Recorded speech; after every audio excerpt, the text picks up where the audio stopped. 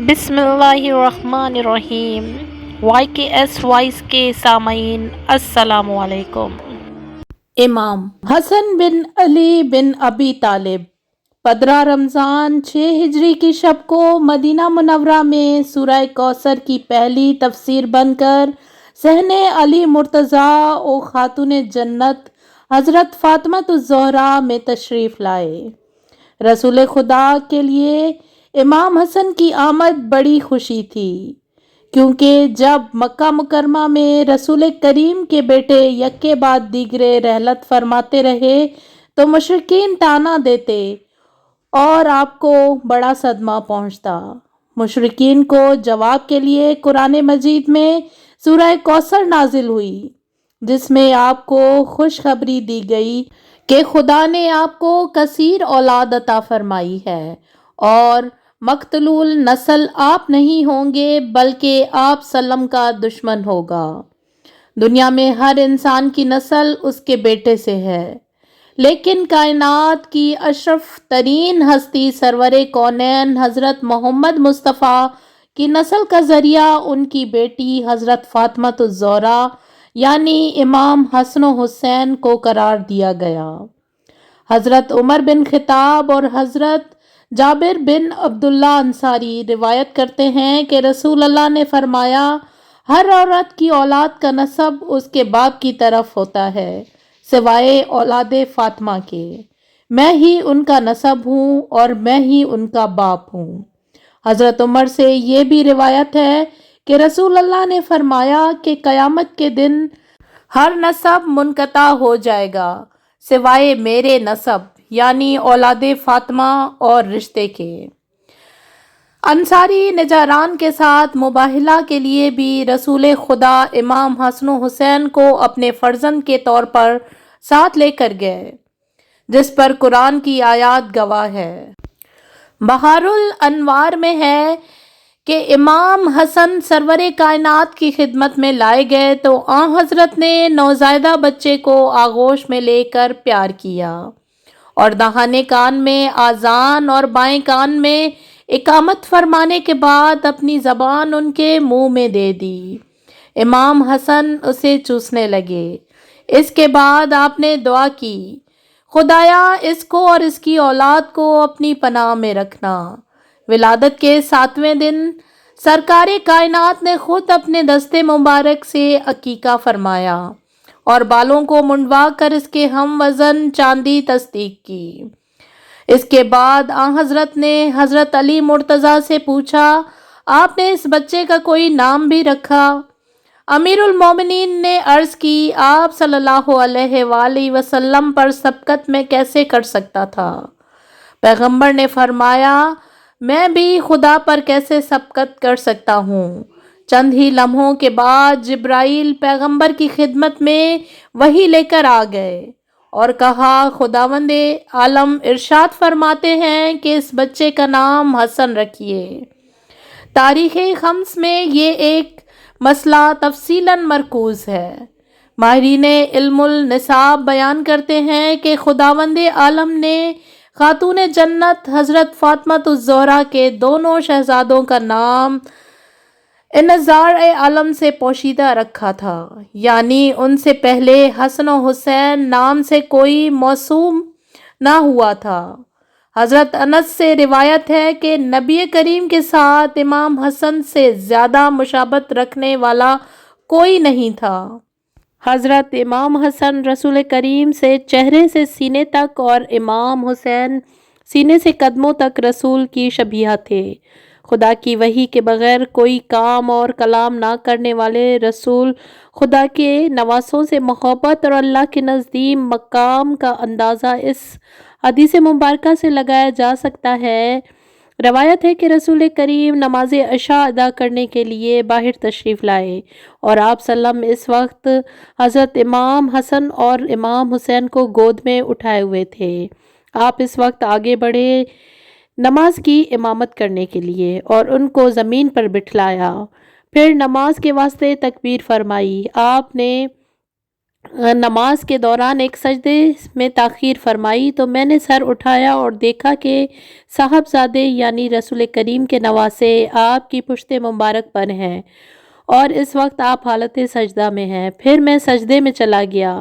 جس وقت آپ نماز سے فارغ ہو گئے تو لوگوں نے عرض کیا کہ یا رسول اللہ، آپ نے دوران نماز ایک سجدہ ادا فرمانے میں تاخیر کیوں فرمائی؟ آپ نے فرمایا ایسی کوئی بات نہ تھی۔ میرے نواسے مجھ پر سوار ہوئے تو مجھ کو برا محسوس ہوا کہ میں جلدی اٹھ کھڑا ہوں اور اس کی مراد کھیلنے کی خواہش مکمل نہ ہو۔ حضرت ایک دن محو خطبہ تھے کہ حسنین آ گئے اور حسن کے پاؤں ابامہ میں اس طرح الجھے کہ زمین پر گر پڑے۔ یہ دیکھ کر حضرت نے خطاب ترک کر دیا اور ممبر سے اتر کر انہیں آغوش میں اٹھا لیا اور ممبر پر تشریف لے جا کر خطاب شروع فرمایا۔ حضرت برا بن عازب سے روایت ہے کہ میں نے دیکھا کہ نبی کریم نے حضرت حسن بن علی کو اپنے مبارک کندھے پر اٹھایا ہوا تھا اور آپ سلام فرما رہے تھے، اے اللہ، میں اس سے محبت کرتا ہوں، پس تو بھی اس سے محبت فرما۔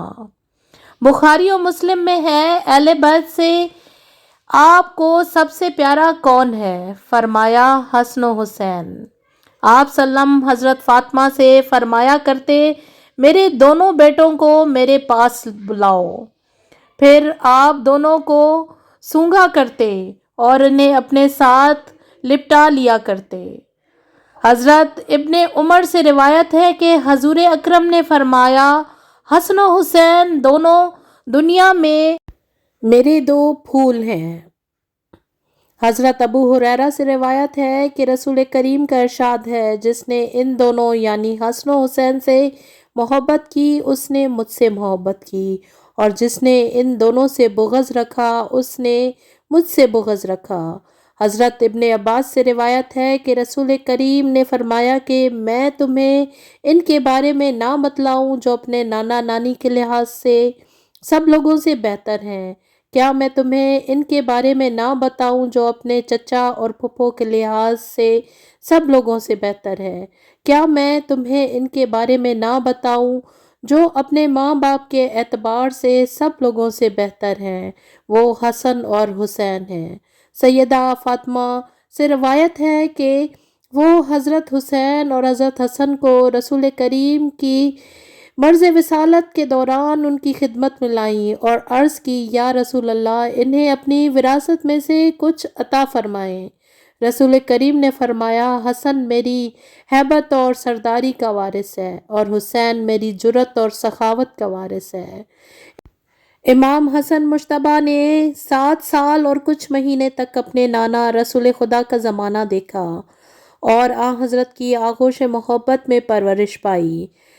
پیغمبر اکرم کی رحلت کے بعد جو حضرت فاطمۃ الزہرا کی شہادت سے 3 سے 6 مہینے پہلے ہوئی، آپ اپنے والد ماجد کے زیر تربیت آ گئے تھے۔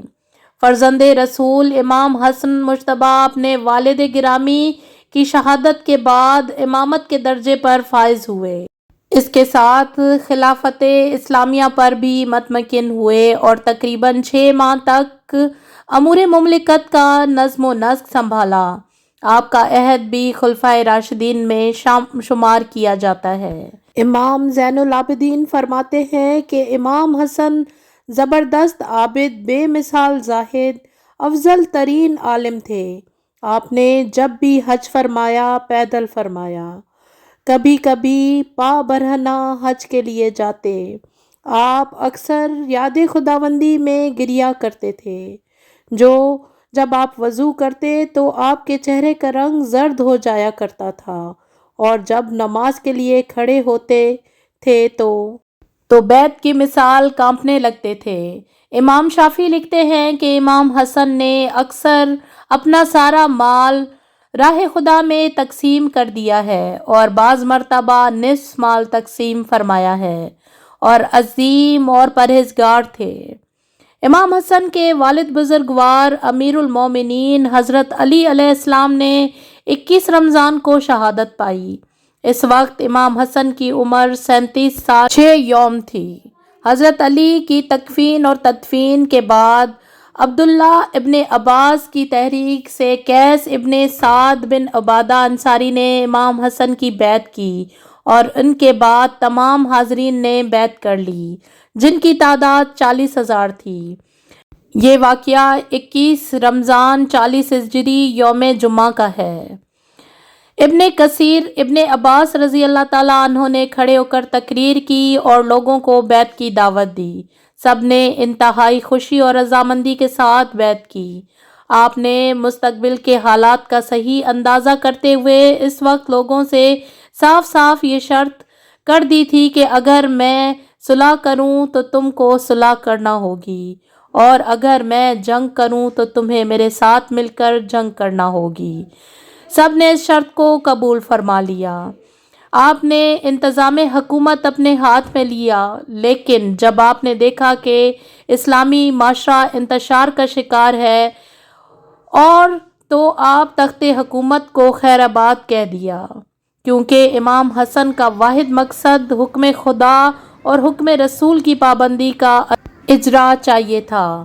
امام حسن نے دین خدا کی سربلندی، فتنہ و فساد کا سر کچلنے، کتاب خدا اور سنت رسول پر عمل درآمد کو یقینی بنانے کے لیے اپنے نانا رسول خدا کی صلح حدیبیہ کی تاسیس میں تخت حکومت کو ٹھوکر مار کر جو تاریخی صلح کی، وہ اسلام کی تاریخ کا ایسا ناقابل فراموش باب ہے جس کی نظیر نہیں ملتی۔ امام حسن اگرچہ صلح کے بعد مدینہ میں گوشہ نشین ہو گئے تھے، لیکن حق کے مرکز اور تعلیم محمدی کی سر چشمہ امام حسن کا قائم رہنا دشمنان دین کو کب گوارا تھا۔